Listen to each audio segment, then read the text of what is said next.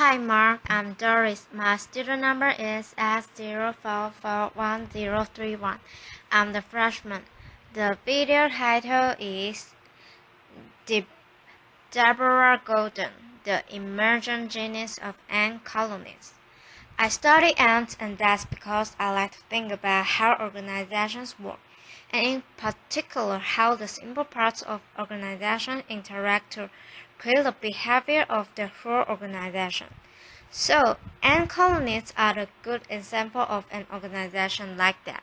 And there are many others. The web is one. There are many biological systems like that. Brains, cells, developing embryos. There are about 10,000 species of ants. They all live in colonies consisting of one or a few queens, and then all the ants you see working around are sterile female workers. And all ant colonies have in common that there's no central control. Nobody tells anybody what to do. The queen just lays the eggs. There's no management, no and directs the behavior of any other ant, and I try to figure out how that works. And I've been working for the past 20 years on a population of seed-eating ants in southeastern Arizona. Here's my study site.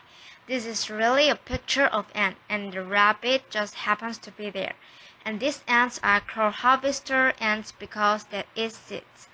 This is the nest of the mature colony, and that's the nest entrance. And they forage maybe for about 20 meters away, gather up the seeds and bring them back to the nest and store them. And every year I go there and make a map of my study site. This is just a row, and it's not very big. It's about 250 meters on one side, 400 on the other.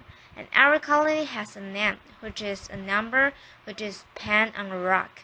And I go there every year and look for all the colonies that were alive the year before and figure out which ones have died and put all the new ones on the map. And by doing this, I know how old they all are. And because of that, I've been able to study how their behavior changes as the colony gets older and larger. So I want to tell you about the life cycle of a colony. Ants never make more ants. Colonies make more colonies, and they do that by each year sending out their reproductives. Those are the ones with wings and a mating flight. So every year on the same day, and it's a mystery exactly how that happens. Each colony sits out its virgin, unmet queens with wings, and the males, and they all fly to a common place, and they mate, and this shows the recently virgin queen. Here's her wings, and she's in the process of mating with this male, and there's another male on top waiting his turn. Often the queens mate more than once, and after that the males all die. That's it for them. Laughter. And then the newly made queens fly off somewhere, drop their wings, dig a hole, and go into that hole and start laying eggs. And they will live for 15 or 20 years, continue to lay eggs using the sperm from the original mating. So the queen goes down in there. She lays eggs, she feeds the larvae, so an ant starts as an egg. Then it's a larvae. She feeds the larvae by regurgitating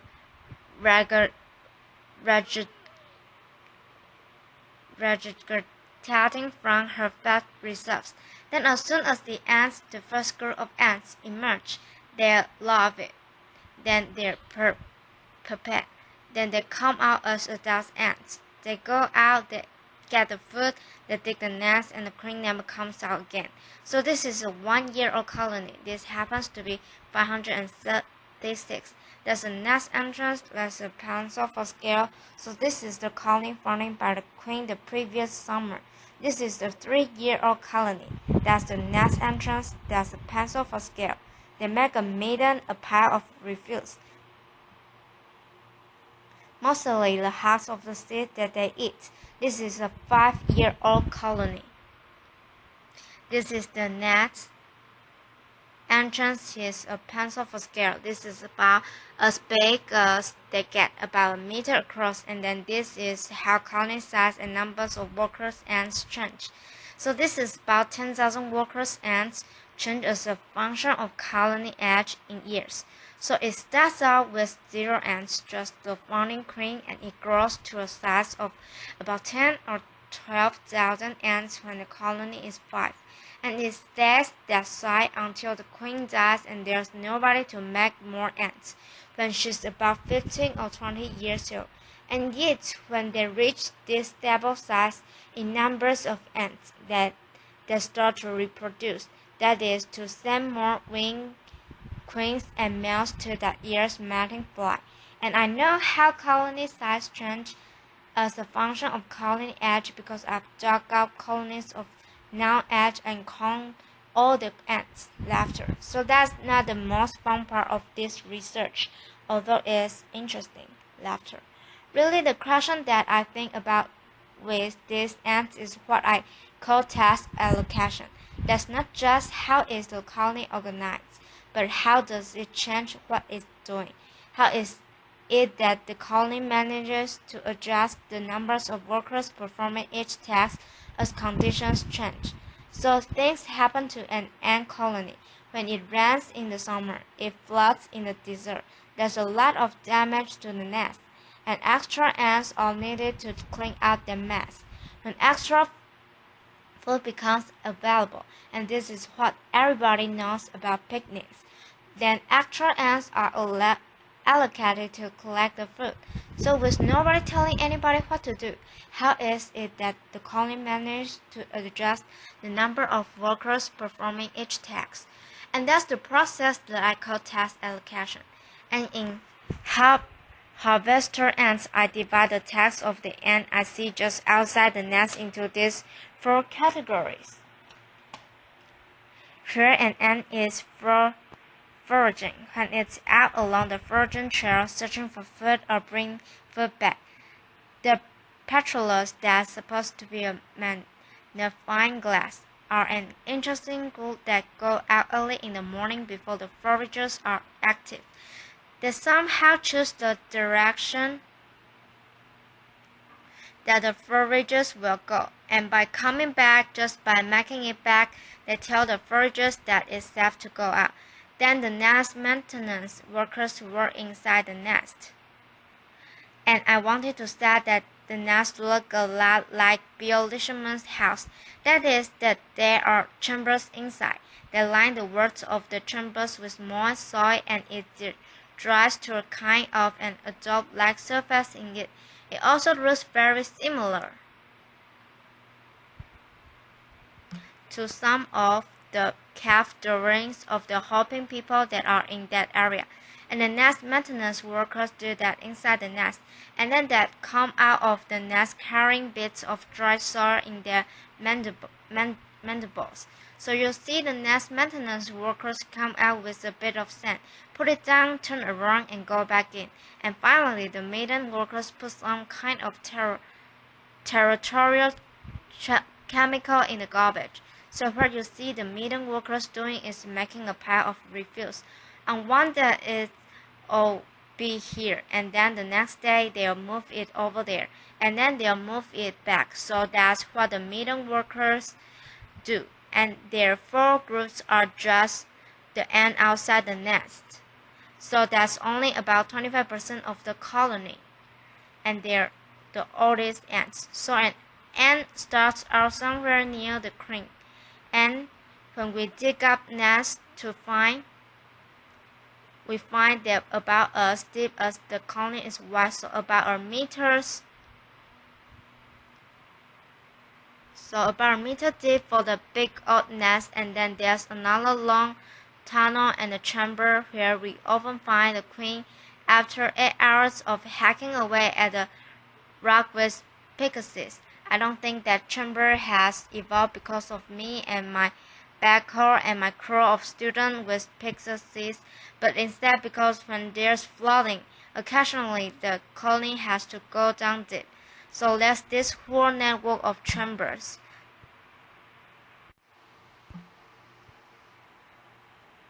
There's the queens in the summer, she just lay eggs. There's the larvae and they consume most of the food. And this is true of most ants that the ants you see working around don't do much eating. They bring it back and feed it to the larvae. When the foragers come in with food, they just drop it into the upper chamber and other ants come up from below, get the food, bring it back, hug the seeds, and pile them up. There are nest maintenance workers working throughout the nest, and curiously and interestingly, it looks as though at any time about half the ants in the colony are just doing nothing.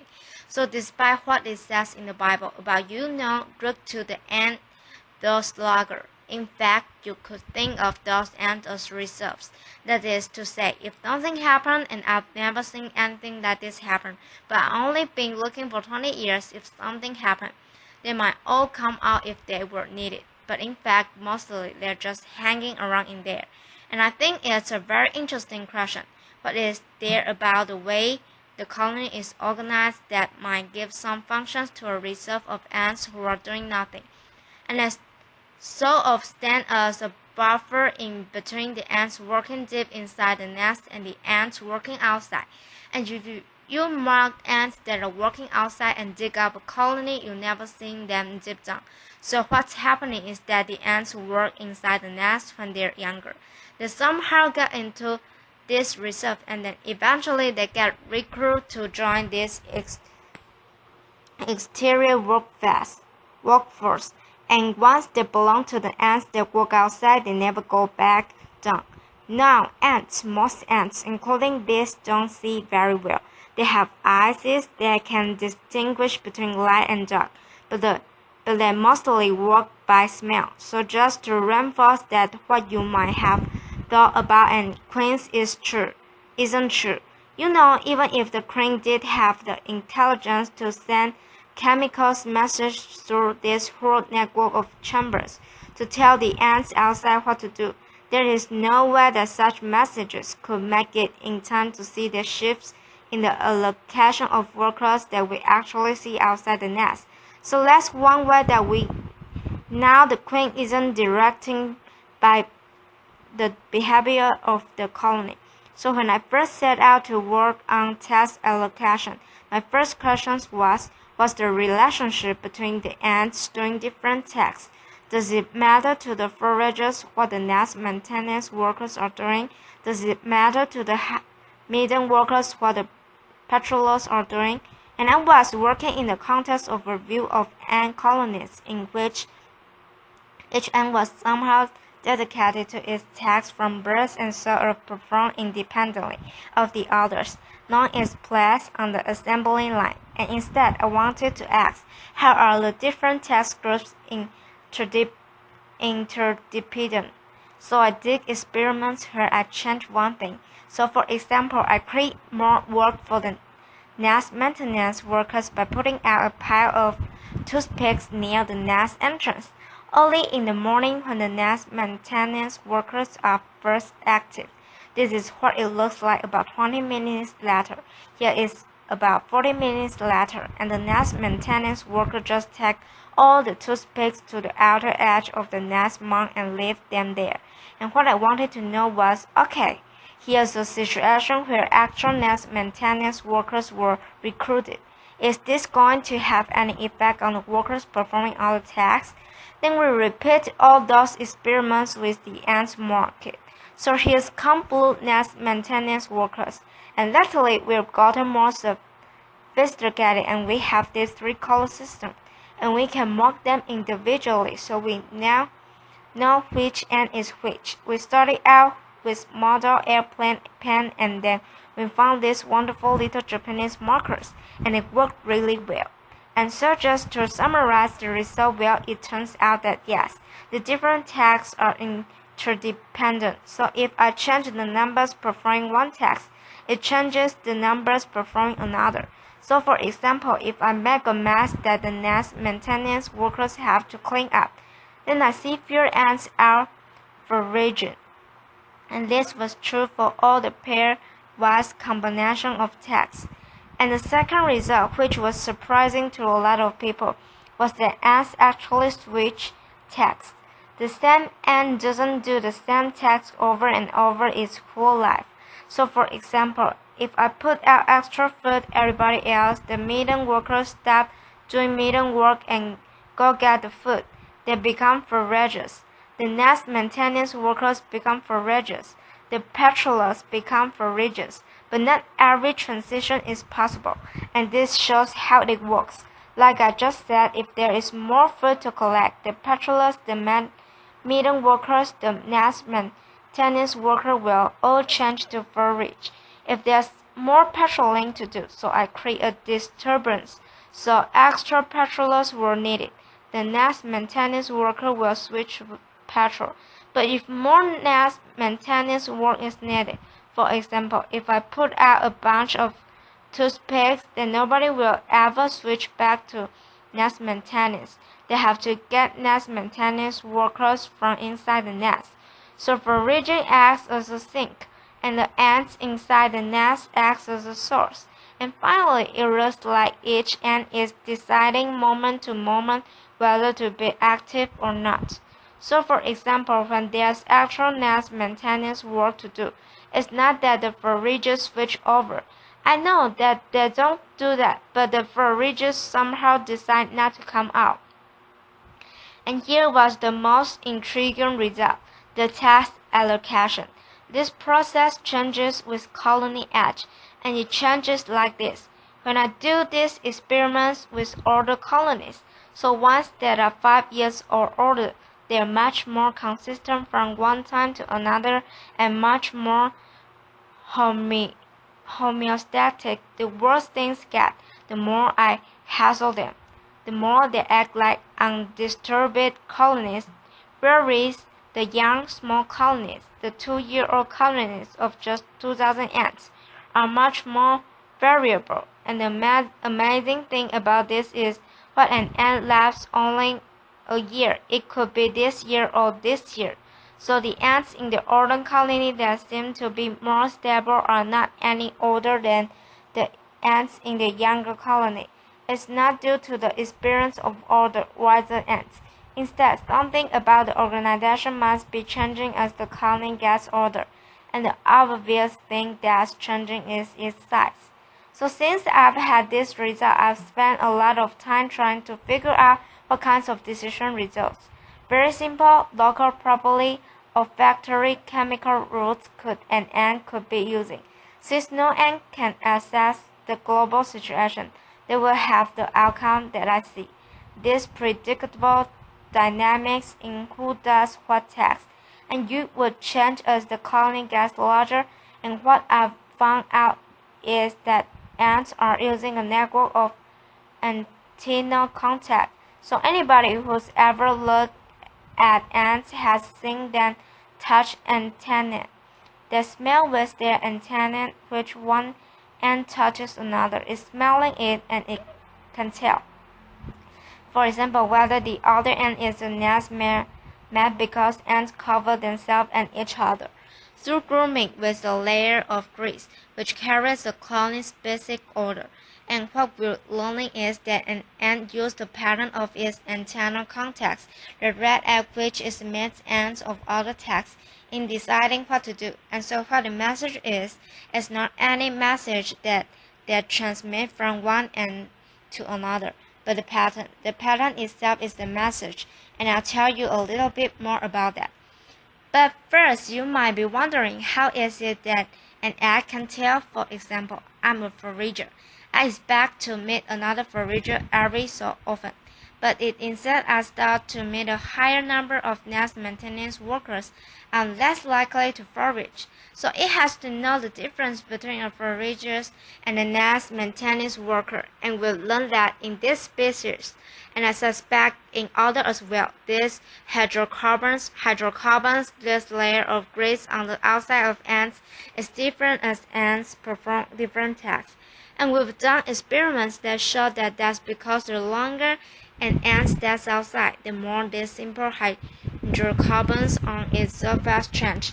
And so they come to smell different by doing different tasks, and they can use that task specific odor in particular hydrocarbon. They can use that in their brief antennal context to somehow keep track of the rate at which the mating ends of certain tasks, and we've just recently demonstrated this by putting its track of hydrocarbons on little glass beads and dropping the beads gently down into the nest entrance at the right rate. And it turns out that ants will respond to the high rate of contact with a glass bead with hydrocarbon extract on it as that would to contact with real ants. So I want now to show you a bit of film, and this will start out first of all showing you the nest entrance. So the idea is that ants are coming in and out of the nest entrance. They've gone out to do different tasks, and the rate at which they meet as they come in and out of the nest entrance determines or influences each ant's decision about whether to go out and which task to perform. This is taken through a fiber optics microscope. It's done inside the nest. In the beginning, you see the ant just kind of engaging with the fiber optics microscope. But the idea is that the ants are in there, and each ant is experiencing a certain flow of ants past it, a string of contacts with other ants, and the pattern of this interaction determines whether the ant comes back out, and what it does when it comes back out. You can also see this in the ants just outside the nest entrance like this. Each ant then, as it comes back in, is contacting other ants, and the ants that are waiting just inside the nest entrance to decide whether to go out on their next trip are contacting the ants coming in. So what's interesting about this system is that it's messy, it's variable, it's noisy, and in particular in two ways. The first is that the experience of the ant of each ant can be very predictable, because the rate at which ants come back depends on what all the little things that happen to an ant as it goes out and does its tasks outside. And the second thing is that an ant's ability to access this pattern must be very crude, because no ant can do any sophisticated counting. So we do a level of simulation and modeling and also experimental work to try to figure out how those two kinds of noise combine to, in an aggregate, produce the predictable behavior of ant colony. Again, I don't want to say that this kind of haphazard pattern of interaction produces a factory that works with the precision and efficiency of clockwork. In fact, if you watch ants at all, you end up trying to help them because they never seem to be doing anything exactly the way that you think that they ought to be doing it. So it's not really that out of this haphazard contest profession arises, but it works pretty well. Ants have been around for several hundred million years. They cover the Earth except for Antarctica. Something that they're doing is clearly successful enough that this pattern of haphazard contacts in their aggregate produce something that allows ants to make a lot more ants. And one of the things that we're studying is how natural selection might be acting now to shape this use of interaction patterns.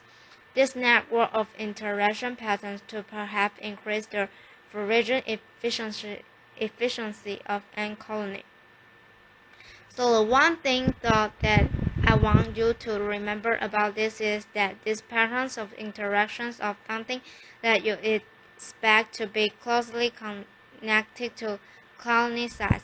The simplest idea is that when an ant is in a small colony and an ant in a large colony can use the same rule, like I expect to meet another forager every 3 seconds.